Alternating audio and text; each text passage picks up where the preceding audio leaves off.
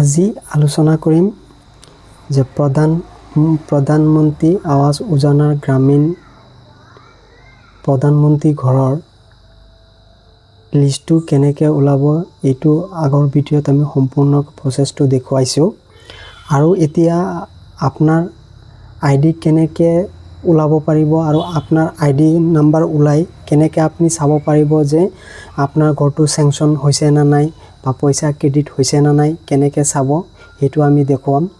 যেহেতু ধৰক আপোনাৰ আইডি চেংচন হৈছে বা আইডি ক্ৰেডিট হৈছে, হোৱাৰ পিছত আপোনাৰ একাউণ্টত ধন সোমাইছে না নাই বা প্ৰচেছ হৈ আছে না নাই, সেইটো কেনেকৈ চাব আমি এইটো দেখুৱাম ষ্টেপ বাই ষ্টেপ।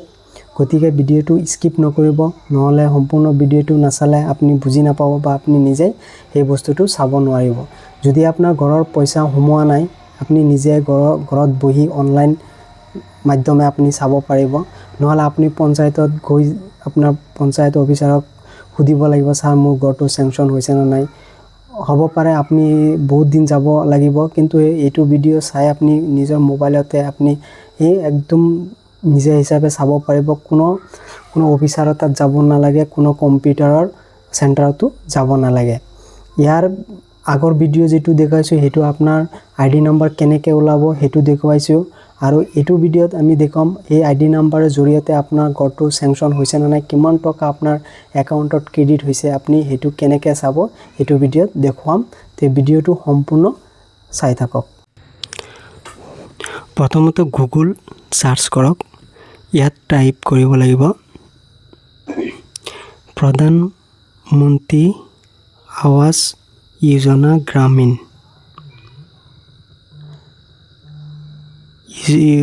প্ৰধানমন্ত্ৰী আৱাস যোজনা গ্ৰামীণ ইণ্টাৰ কৰক। ইণ্টাৰ কৰাৰ পিছত আপুনি যিটো 3 নম্বৰ অপশ্যন যিটো পাব সেইটো ক্লিক কৰিব লাগিব। মই আকৌ ঘূৰিৰ পৰা দেখুৱাইছোঁ। এইটো আছে না IAY PMGY, এইটো ক্লিক কৰিব লাগিব। তাৰপিছত ইয়াত আপোনাক বিচাৰিব ৰেজিষ্ট্ৰেশ্যন নাম্বাৰ, ইয়াত দিব লাগিব ৰেজিষ্ট্ৰেশ্যন নাম্বাৰ। তাৰপিছত হ'ল কেপচাৰ কোডটো দিব লাগিব। আপুনি ৰেজিষ্ট্ৰেশ্যন নাম্বাৰটো কেনেকৈ পাব, যিহেতু মই আগৰ ভিডিঅ'টোত দেখুৱাইছোঁ, সেইটো প্ৰচেছ ফ'ল' কৰি আপুনি নিজৰ ৰেজিষ্ট্ৰেশ্যন নাম্বাৰটো ওলাই ল'ব। মই ওলাই ৰাখিছিলোঁ ৰেজিষ্ট্ৰেশ্যন নাম্বাৰটো। এইটো হৈছে আপোনাৰ ৰেজিষ্ট্ৰেশ্যন নাম্বাৰ, মানে PMGY ঘৰৰ এইটো ৰেজিষ্ট্ৰেশ্যন নাম্বাৰ। মই ইয়াৰ পৰা কপি কৰি লৈছোঁ, ইয়াত পেষ্ট কৰি দিছোঁ ৰেজিষ্ট্ৰেশ্যন নাম্বাৰটো। ৰেজিষ্ট্ৰেশ্যন নাম্বাৰটো বহোৱা হৈছে। এতিয়া ইয়াত বহাব লাগিব কেপচাৰ কোডটো। মই কেপচাৰ কোডটো টাইপ কৰি দিছোঁ 1BE0F3। কেপচাৰ কোডটো হ'ল। এতিয়া আপুনি ছাবমিট বটমত ক্লিক কৰক। ছাবমিট বটমত ক্লিক কৰিব লাগিব। মই ক্লিক কৰিলোঁ। এতিয়া চাওক আপোনাৰ সম্পূৰ্ণ ডিটেইলছ ওলাই আহিছে। ইয়াতে চেংচন ডাউনলোড চেংচন লেটাৰ, আপোনাৰ নামত যে ঘৰটো চেংচন হৈছে এইটো এটা লেটাৰ, মানে আপোনাৰ পত্ৰ। তাৰপিছত district, state, district, block, panchayat আৰু ভিলেজ চিলেক্ট কৰিছে। আপোনাৰ ইয়াত আহি গৈছে আপোনাৰ মেম্বাৰ আইডি আহিছে। তাৰপিছত আহিছে আপোনাৰ এইটো হ'ল ৰেজিষ্ট্ৰেশ্যন নাম্বাৰ, ফাইনেন্সিয়েল ইয়াৰ এইটো। তাৰপিছত আহিব আপোনাৰ জব কাৰ্ড নাম্বাৰ, এনৰেকা নাম্বাৰ। তাৰপিছত আপোনাৰ এইটো একাউণ্ট ডিটেইলছ, আপোনাৰ ইয়াত একাউণ্ট নাম্বাৰ আহি যাব, কোনটো বেংকৰ আণ্ডাৰত, পাঞ্জাৱ বেংকৰ আণ্ডাৰত দিছে।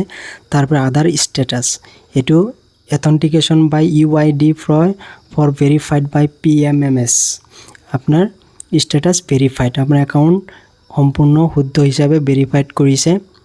ইয়াত আপুনি হ'ব এডমিনিষ্ট্ৰেশ্যন চেংচন নাম্বাৰ, তাৰমানে আইডি নাম্বাৰ। তাৰপিছত কিমান ডেটত আপোনাৰ ঘৰটো চেংচন হৈছে। তাৰপিছত আহিব আপোনাৰ 13,000 টকা, এইটো ইষ্টিমেটেড কৰিছে ইয়াতে। তাৰপিছত আহিব ইয়াত কভাৰেজ ডিটেইলছ, তাৰমানে উজ্জ্বলা কানেকশ্যন, আপুনিতো চৰকাৰী ঘৰ হয়, আপোনাৰ প্ৰথম ইনষ্টলমেণ্ট কিমান সোমাব। ধৰক 32,500 প্ৰথম ইনষ্টলমেণ্ট সোমায়। যেতিয়া আপোনাৰ একাউণ্টত টকাটো ক্ৰেডিট হ'ব তেতিয়া আপোনাৰ ইয়াত ডিটেইলছটো আহি যাব। আপোনাৰ নাম আহিব, তাৰপিছত আপোনাৰ আইডি নাম্বাৰ ইয়াত আহিব, তাৰপিছত ষ্টেটাছ আপোনাৰ কিমান টকা সোমাইছে ইয়াত আহি যাব। তাৰপিছত আপোনাৰ প্ৰথম ফটো ডিটেইলছ আহিছে ইয়াত। আপুনি প্ৰথম ফটোটো কিমান তাৰিখত হৈছিলে, কেতিয়া মাৰিছিলে কেনেকৈ মাৰিছিলে ইয়াত ফটো আপলোড কৰা গৈছে ইয়াত আপুনি ফটোটো